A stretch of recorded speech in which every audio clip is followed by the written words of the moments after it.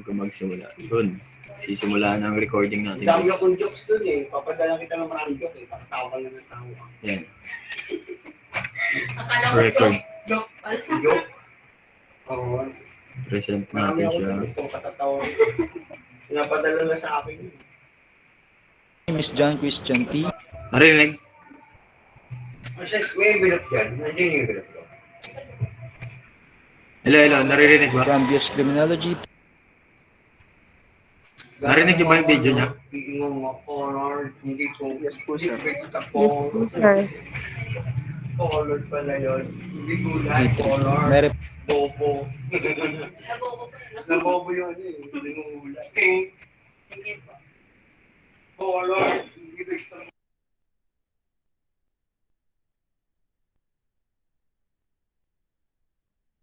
Good day, everyone. My name is John Christian P. from BS Criminology 33. My report is all about what is police report or how do you define a police report. Police report is a document that contains the details of all facts. Malakasan to ah. Sino yan?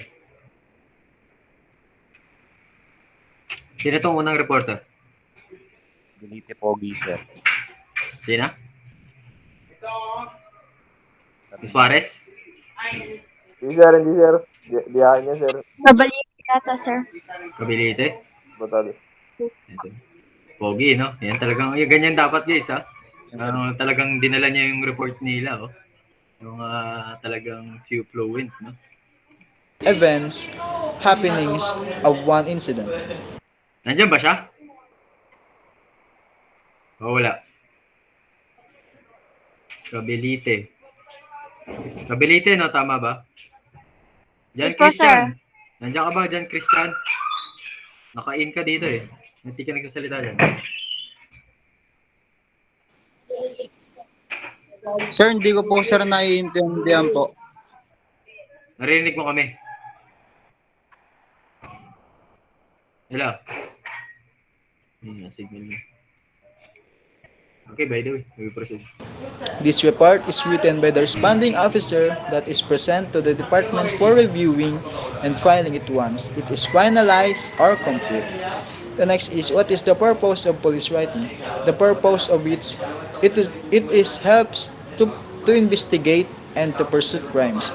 But the most important from this that is also helps to understand what is the right happening or kung paano malalaman na ang krimen ay tama. Kasi meron kasing mga krimen na sabotage or a blackmail.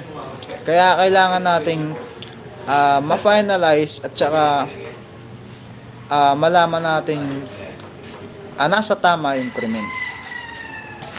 Good afternoon, good evening to everyone. So, I'm Christopher Licia Arsiaga, and in my report, I'm going to tackle about the characteristics of a police writing, or ano ba ang mga pwedeng mailagay doon, o ano ba ang mga...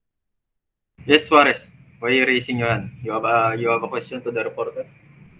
No, sir. Napindot lang, sir. Sorry. Internet na doon para mapaganda ang pagpasa o ang paggawa ng police report. So, number one, so it must be complete details. So dapat lahat ng importanteng mensahe or pangyayari ay maisaad sa police report. So and number two, so it must be accurate. So dapat ang nakalagay dito ay yung totoong nangyari. Totoong mga nakasama sa pangyayaring ito, mga pangalan ng tao, anong oras nangyari at kung saan nangyari ang krimen o insidente. So in the number 3, so it must contains a... So mga susunod na reporter, check nyo yung mga video presentation nyo. Like this one. Masyado maliit. No? Scenario or the summarization of the story. So dito naman sa mas mapapaikli yung mga pangyayari sa insidente, pero sa summarization na ito, nakaloob pa rin kung ano ang mangyayari.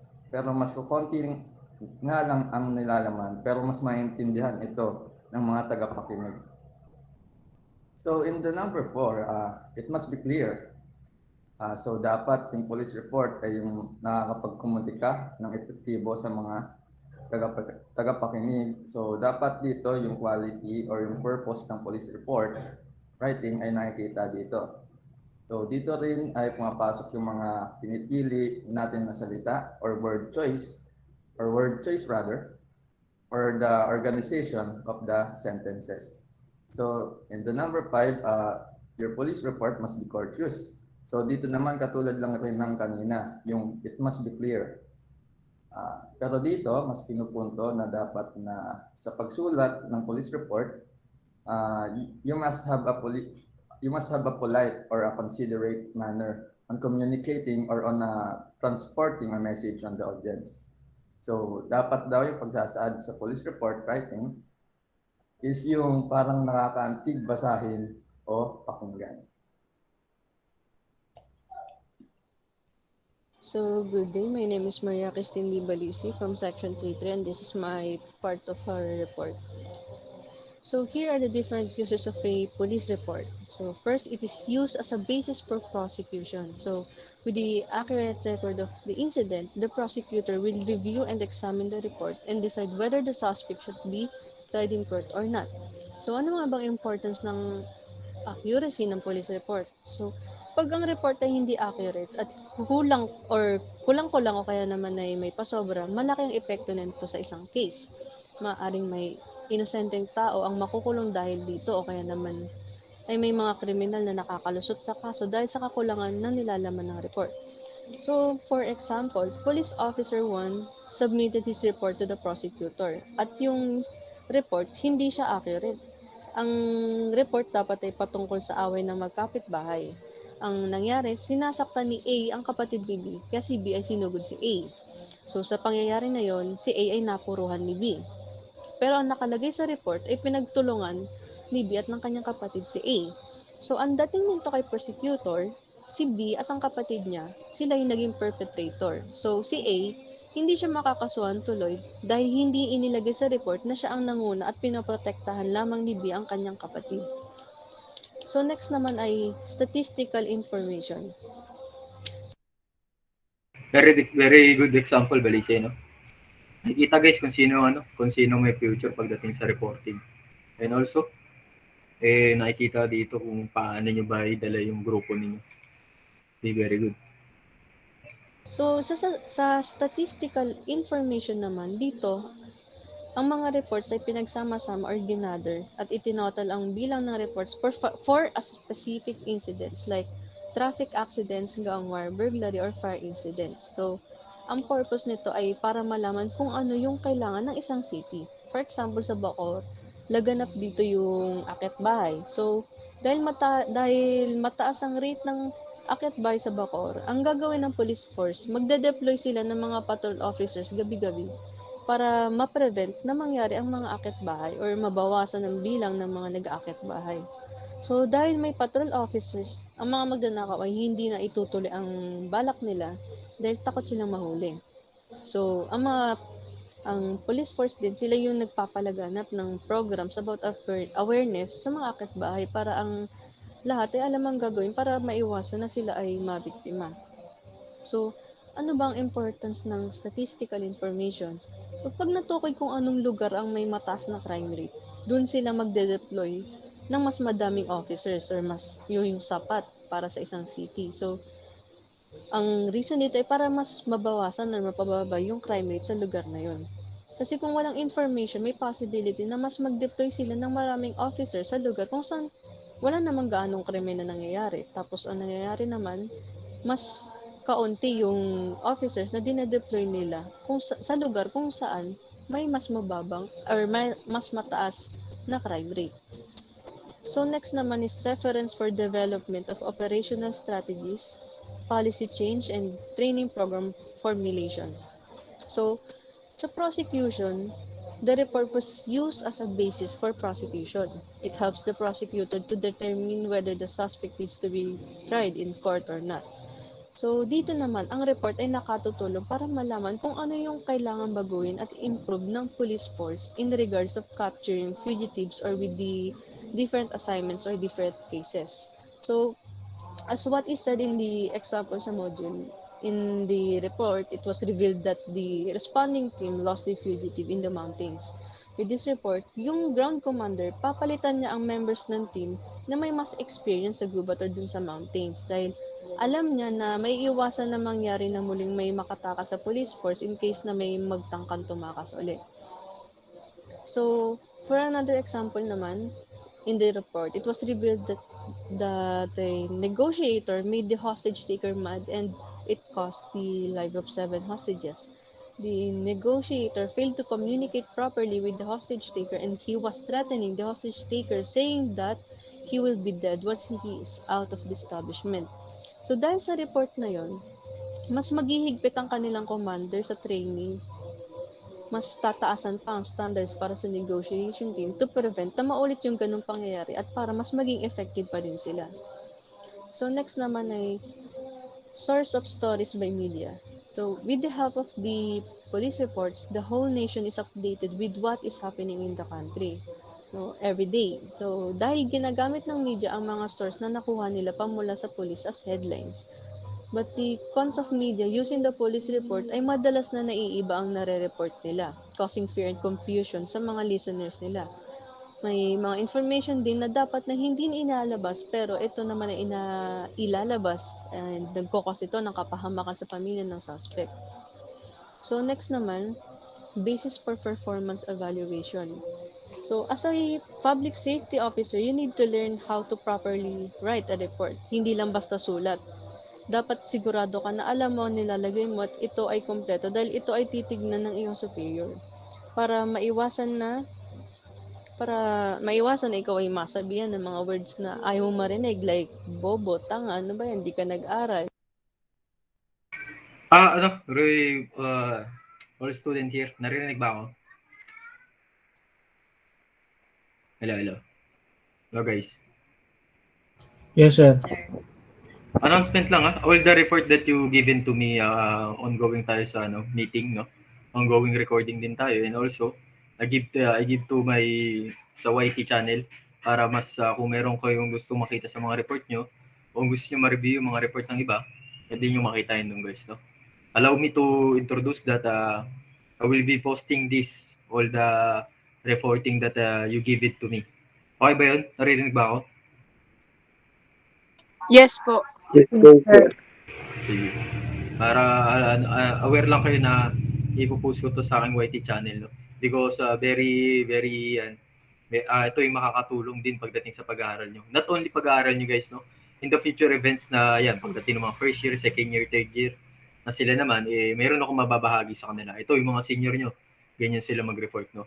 Para makita nila kung gaano rin kayo gagaling, no? Kaya make sure na ganda nyo yung pagre-report nyo para pamarisan kayo ng inyong mga junior. No? Okay, continuous tayo. Ay, nagpulis ka pa kung mga ganong words. So, kaya sinasabi ng mga superior yun sa mga officer, lalo na mga nagsusulat ng report, kasi yung report na ginagawa nila, ipapakita yun sa media at sa mga mas mataas pa na opisyal. Kaya dapat ang report na iyong ginagawa, dapat siya ay maayos at accurate. So, pag ikaw ay magaling gumawa ng report, makakatulong pa ito para makasave ng oras ang superior mo. Dahil kung ang report may di maayos, maubos lang ang oras ng superior mo, kakaayos ng grammar at ng punctuation marks and spellings mo. Good day everyone. My name is Clifford J.C. Arnibal, BS Crim 33. My topic is uses of a report. First is, who will read your report? Dito, once na umaksyon ang mga police officer, dapat maging maingat sila sa pagdesisyon or sa paggawa ng hakbang para hindi magkaroon ng epekto sa organisasyon. Dahil kung hindi nila ito gagawin, baka magkaroon ng epekto sa organisasyon dahil sa maling desisyon. So next is officer of patrol. Dito naman yung mga patrol officer ay sila yung nagpapanatiling ng kaayusan at nagpoprotekta sa isang komunidad sa pamamagitan ng pagtutupad ng mga batas. Nagpapatrol sila sa iba't iba't lugar na na-assign sila upang maiwasan ang mga illegal activities at matiyak ang kaligtasan ng mga mamamayan. The next is report writing. Report writing, normally the responding or patrolling officer who takes down notes on a particular incident is the same person who writes the corresponding report of the same incident. However, this is not usually the case in the Philippines. The patrolling or responding officer had over information he gathered another public safety officer who takes change in writing the report. The person takes the place of an investigator or the officer on case. Next is immediate superior. Dito naman sir immediate superior means the officer of the next higher level of authority who normally supervises the employee's work and approves his or her time record or evaluate his or her work performance.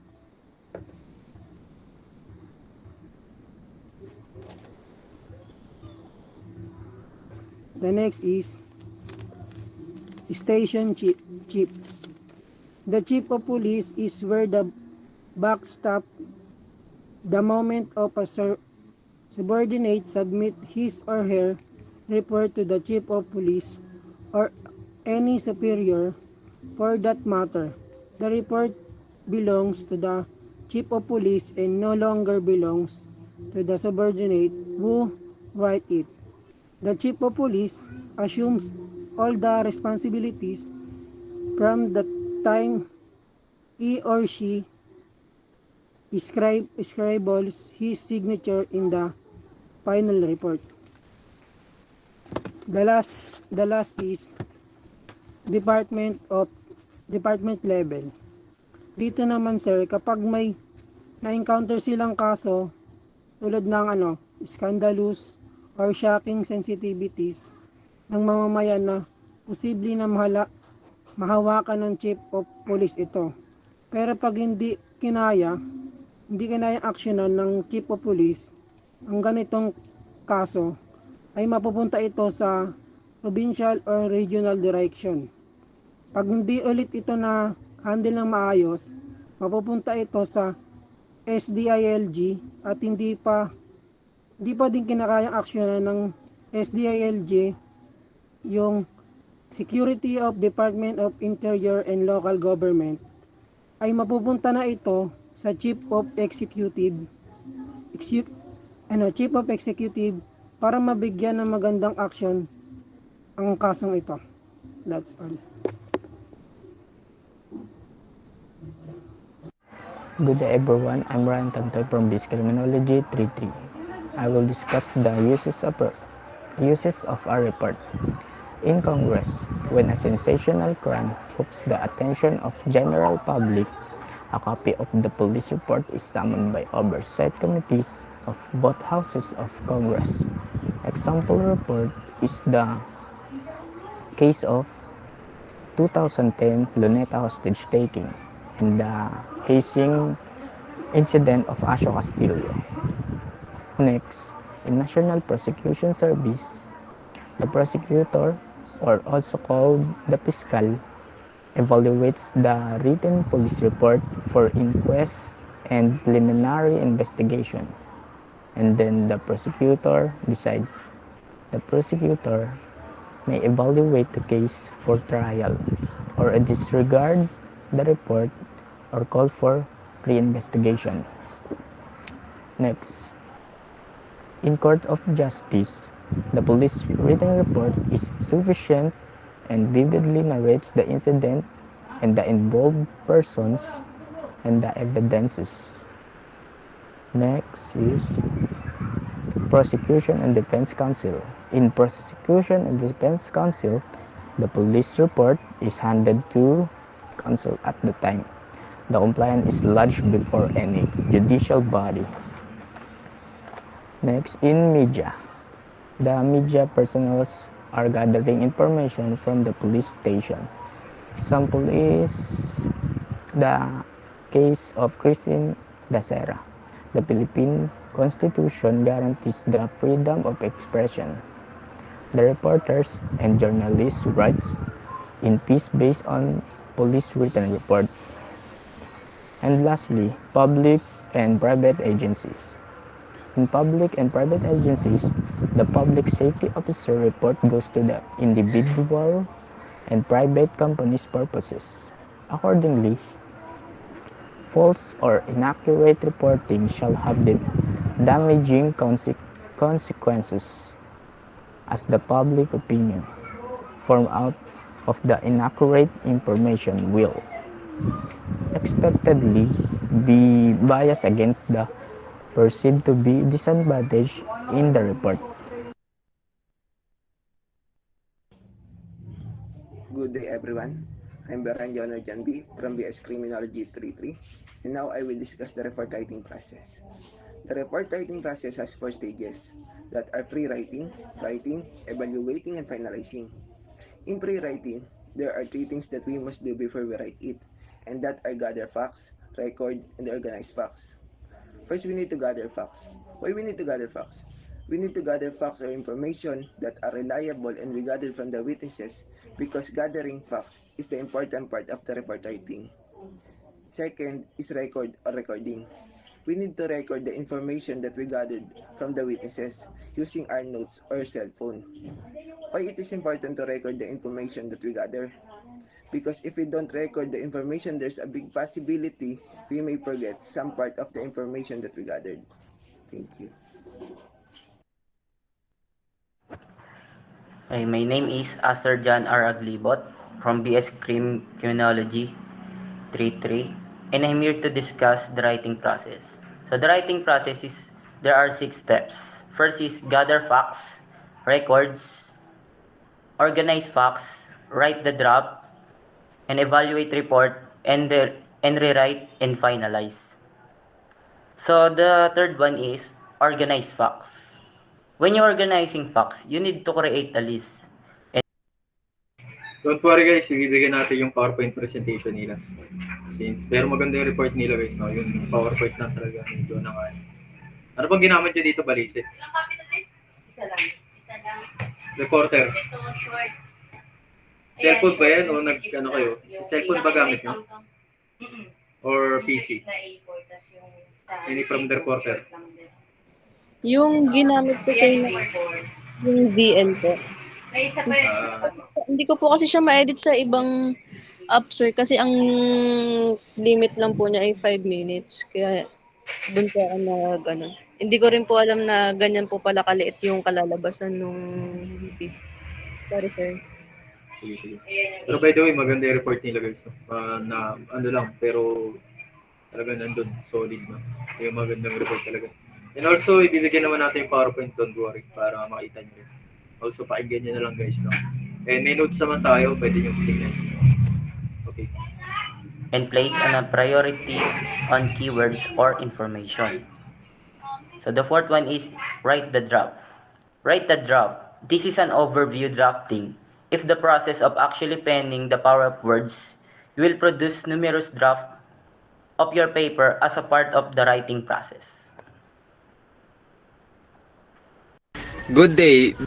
This is John Robert Cabiles of BS Criminology 3-3. Today we are focusing on the topic report writing process, which in evaluate a report.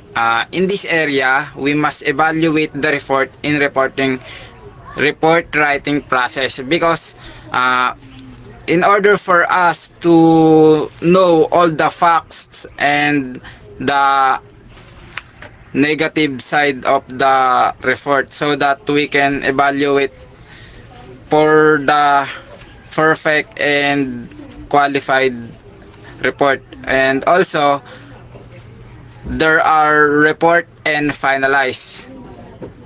I'm sorry sir. There are rewrite and finalize. In here, we must rewrite the report in order for us to reminisce the all of the information, and of course to finalize uh, the report in every part of the report, like you your gathered facts, your records, your organized facts, you write the draft, all of that was been finalized in order to create a great report. That's all. Thank you. Pre-writings refer to any activities that a writer engaged in prior. Pre-writing In order to create a great report.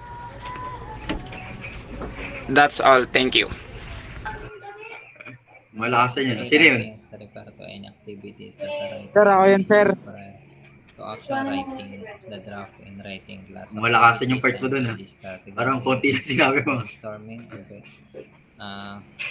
Gathering idea, O ikaw pa rin to nagsasalita, Kabilis. safety report writing. This is presented by the acronym action GRO, part which stands for gathering, copy. recording, and organizing fact.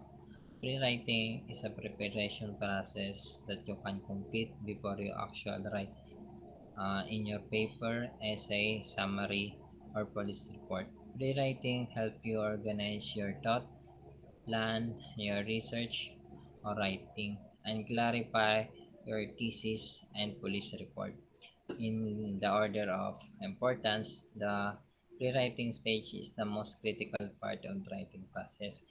It is, however, the stage that most amateur writers neglect the most, believing that they can write wherever the ideas come to their mind without benefits of preparation. Pre-writing strategies are important for students writing because it is the stage of writing process in which they are able to create the beginning ideas on paper. They are able to get their ideas out their head and organize it and begin to write a police reports. I'm Ejeline Bautista from BS Criminology, Section 33. So I'm here to tackle about gathering of facts in report writing. Gathering of facts, which means before writing your report, you need to be sure that you have the facts. By facts, we mean the details of the incident or account as they happened and not as they are told by one who was not present in the scene of the incident. Hearsays and rumors are not facts and neither are opinions. Various ways to gather facts include field interview of victim and witnesses in the scene of the incident, background investigation of suspects, and surveillance operation. So, here in gathering of facts, which is if the police officer are conducting an operation or investigating the scene of the incident, they are required to gather factual information or facts information on the incident. Before the police make a report, they need to make sure they have the facts. In gathering facts, details should only include what was in the incident or what or who was in the scene of the incident to write in your report. This includes the interviewing of the victims, witnesses, and background investigation of suspects of the scene of the incident. So, as a police officer, you should not believe about the rumors in the incident that happened because those rumors or gossip are not facts nor opinions. As police officer in making police report writing, you need to be wiser because it is a document that details all the facts or andoon yung lahat ng facts, yung mga detailed facts sa document. or circumstances and timeline of events surrounding an incident.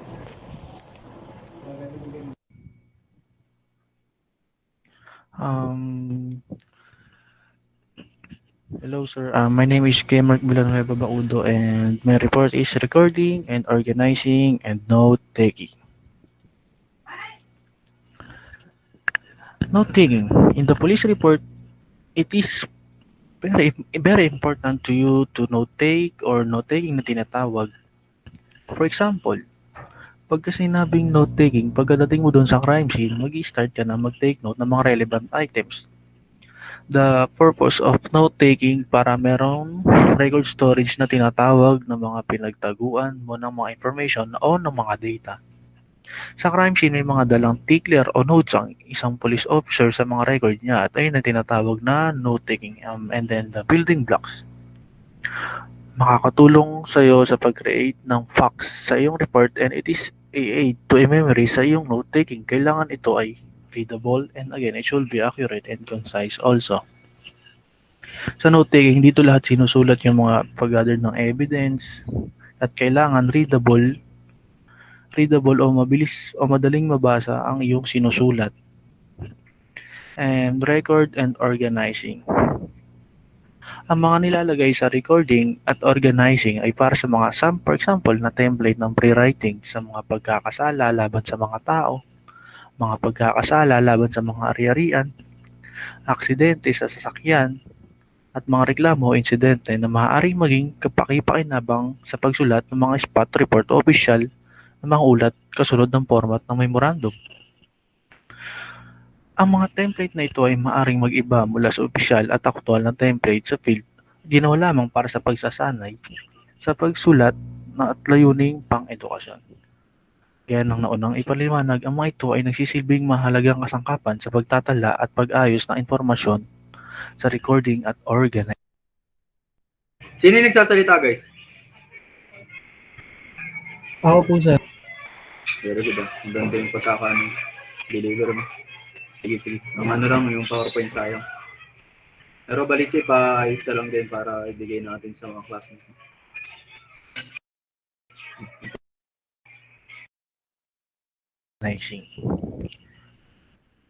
Making sure it is complete, compelling, clear, concise, and consistent.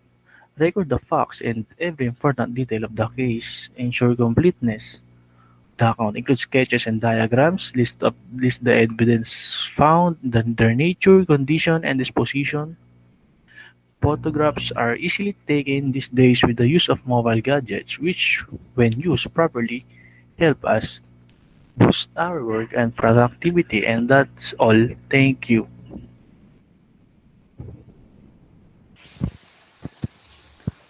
So, good day everyone. My name is Jesse Apolona, B-Scream 33. So, our topic is about operational reports and narrative reports. So, in operational reports are writing in narrative form and are important document in the administration of justice as they are used into the prosecution of cases before the court of justice.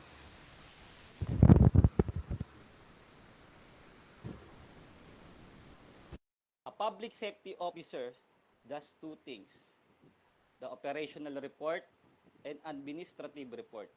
In the operational report, here we will know what are the different types of report when it comes to operation, such as incident report, spot report, initial investigation report, progress and final report, and also after operation report. Operational report is a detailed record of an organization daily operation.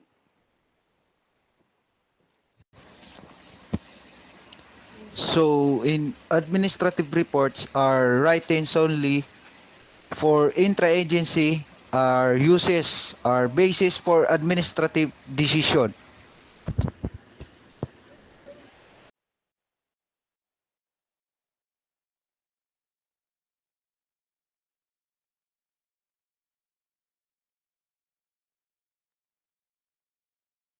Thank you na lang. Pabukas ka ng mga camera nyo, guys. Asan mo na, be? Ang ginagawa pa ako dito.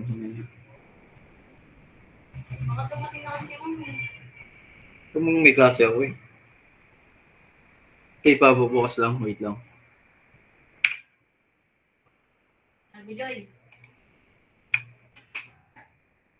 Okay, very good presenter for the group, pero sa PowerPoint tayo nagkakatalog.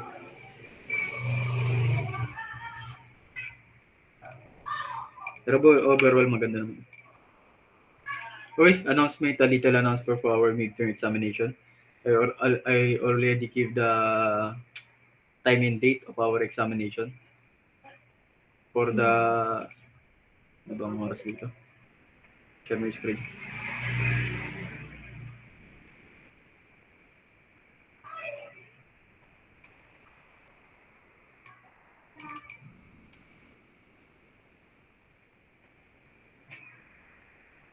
Nakita niyo ba guys? Hello? Nakita naman, no? Yes po, sir. Yes po, sir.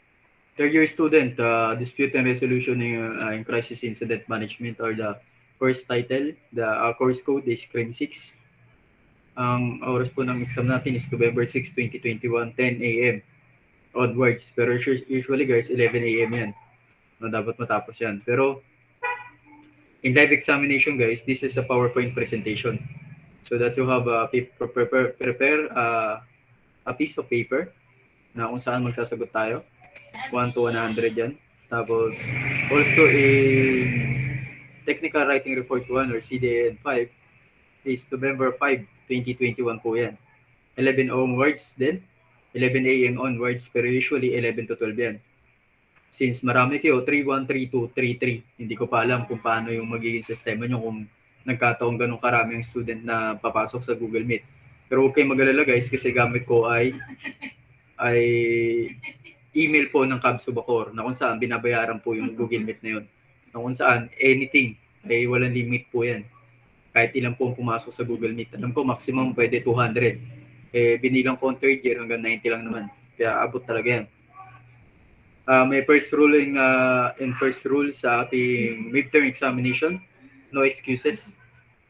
Pag midterm po, walang excuses tayo. Huwag niyo akong sabihan na may papasok kayo guys. O may trabaho kayo. Because to avoid any leakage of information, to avoid any cheating, no? Wala tayong ano doon guys, no? Pagbibigyan ko kayo sa mga quizzes examination, pagbibigyan ko kayo sa mga activities. Pero in terms of midterm examination, mahirap po gumawa ng midterm guys, sa totoo lang. Mahirap po mag-isip para sa inyo. Mahirap po mag-isip o mag-consolidate ng mga information regarding in midterm examination. So as a part of me and as a part of our academe privilege, you know the rules and regulation regarding the midterm, no? Alam nyo kapag midterm dati, di ba, naabutan nyo ba yung nagbabayad pa kayo? Guys, naabutan nyo ba yun? O kayo na yung first batch na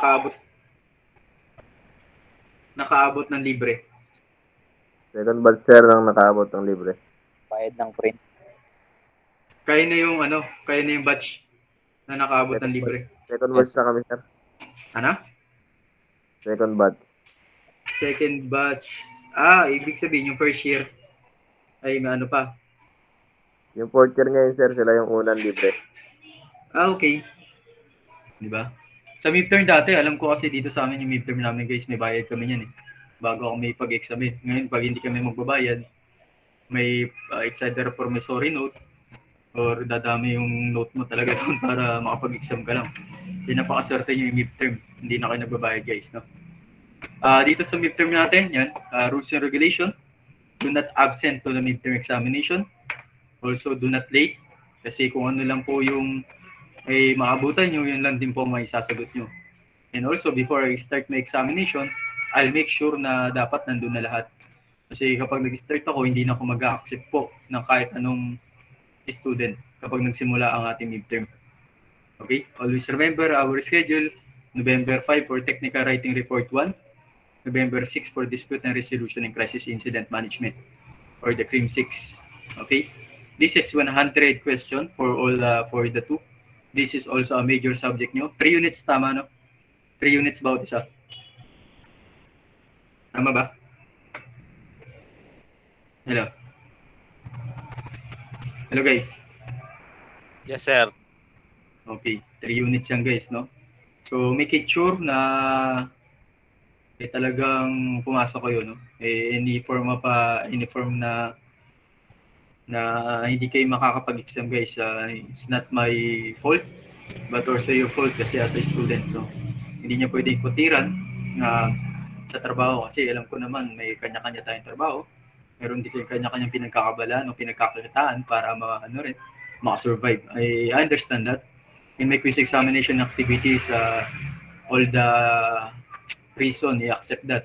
Pero in terms of midterm final examination, dito, malabo tayo dyan guys.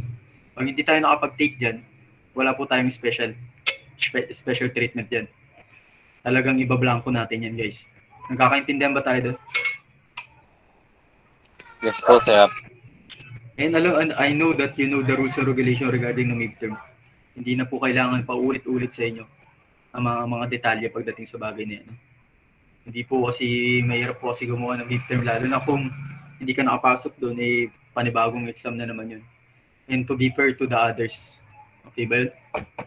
5 and 6. Itatak niyo po sa kalendaryo, 5 and 6. And also guys, hindi po pwedeng mag-conflict ang mga schedule namin. Kasi nag-consolidate na kami dyan. Binigay na po namin yung mga schedule namin dun sa groupings namin as mga teacher. Kaya kung mayroon po nagkaparehas, kung nabigay ko na ng una sa inyo, pwede niyo kausapin yung unang yung professor niyo na sir, conflict, no? Pwede niyo silang kausapin, ma'am, conflict po yung kasi may una na nagbigay po ng ganyang schedule. Okay? Just a piece of reminder din, in a good way, in the respectful way naman. Sabihin niyo sila, no? Okay ba yun? Kasi kinonsolidate muna namin yan guys before we give a schedule. Okay, kasi November 2 and 6 yan. Hindi niyo pwedeng sabihin, sir, hindi naman po tumapat sa synchronous o asynchronous. Midterm yun guys, midterm week yung kahit anong araw kami magpa-exam. Depende sa amin. And depende kung saan maluwag. Kasi since ang dami niyo kasi, 3 section kayo, 3 section din hawak ko sa first year. Nagkasabay-sabay yun, mahirap magwatok-katak. Magiging chop suey. Okay? And good luck sa inyo guys, no? Kasi alam ko medyo magastos ngayon. You have TDC and PDC in traffic investigation. Kanino ba ang kanino subject matter yan? Si Sir Jimmy, sir. Okay. Hands off. You know Sir Jimmy. Alam ko naman kilala ni Sir Jimmy. Sir Jimmy is not all is a very good professor sa amin guys. That time, mayroong mga bagay talaga na nasasabi si Sir Jimmy. Pero pinasok namin sa isip namin yung guys, no? Tumatak sa kanya, sir, sacrifice today, paradise tomorrow. Which is, yan, totoo naman guys. Kasi kapag masyado nyo dinamdam, lalo na yun, pag ganun, talagang hindi magbibigay sa inyo ng excuses yung guys, no? Kaya make it sure na aralin nyo mabuti. Sa inyo pa natapat, ibig sabihin, bawas talaga yan. Pero hindi naman mababawasan yan kung kayo ay magsusumikap din. No? Okay, pa-open cam ng iba guys. Let's remember. Sa reporting sa group 1, it's very good guys. No? Napakaganda na report nyo kaso it's very understandable. Madali ko naintindihan. Also in the part of Balise, sino pa ba yung Bakudo? And also yung una nag-report yung si Cabiles. Maganda yung mga parte nila. Katalo tayo sa PowerPoint presentation. Always remember, kapag magre-report kayo sa iba guys, pag ganun yung PowerPoint presentation nyo, ipapaulit-ulit sa inyo. Pero sa akin, no need to, okay din Balise, huwag mo na ulitin. Yung paano na lang, PPT na lang ang kailangan ko para ibigay natin sa iba. So that they have knowledge also. Okay, wait lang. Ipapasok ko guys yung natin. Ang CDN 5 madali lang yan guys. Kasi hindi naman ako makahanap ng ibang examination diyan kundi doon lang din naman, no? Kung ano yung binigay niyo sa aking report. Kung ano man binigay niyo sa aking report, i-consolidate ko lang yan. Pagsasama-samahin ko yan, tapos yun ang ibabato ko sa inyo. No? Kung tinanong doon, guys, remember in the CDN 5, baka maglagay ako ng enumeration diyan. Sa CRIM 6 o sa dispute resolution, more or less yan guys, puro multiple choice. Kasi marami akong pwedeng itanong doon. Sa CDIM 5 lang guys, magkakatalo kasi wala ako pwedeng itanong sa inyo. Please remember yung format ng reporting natin sa police blotter report, sa spot report, sa initial investigation report, in other type of report. Please remember also the ACCU, yung accurate, accuracy, ano ba yung concise, yun guys. Please remember that. Pwede natin ilagay sa enumeration yun. On the spot examination po tayo, no? Kapag ako medyo mabilis talagang PowerPoint. Every question you have only 60 seconds to answer it. Kung mahabang question, pwede maging 120 seconds, ibig sabihin 2 minutes to answer it. Kasi 100 question yan, 1 hour lang po yan. Sa totoo lang. Okay, huwag kayong magulat kung mabilis talaga. Kaya make it sure na aralin nyo mabuti. Okay? Wait lang.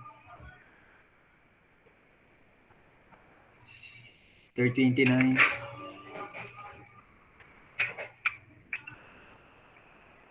Good luck sa inyo guys, no? Nararapit na ang araw ng panghuhus guys. Pag-uusga pagdating sa midterm. Pero kung naaral nyo naman, wala nang problema yun. Malupit naman kayo, no? Tagala, tama ba? Yes, sir. Ikaw ba yung nagpiprint Tagala? Yes, sir. Okay. Next time, turuan mo ko sa saan ba yun? Anong printing yun? Sir, di niya dinidisclose yun, sir. Maganda kasi yun yun ang hindi ko pa matutunan. Ang hirap kasi yun. Magastos pa. Sobrang technical nun, sir. Okay guys, maraming salamat sa pakikinig nyo. No? I hope meron kayong natutunan sa mga reporter natin. Meron kayong nadala sa kanila. Okay, hanggang sa muling pagkikita. Bye-bye. Thank you, sir. Thank you, sir. Thank you, sir.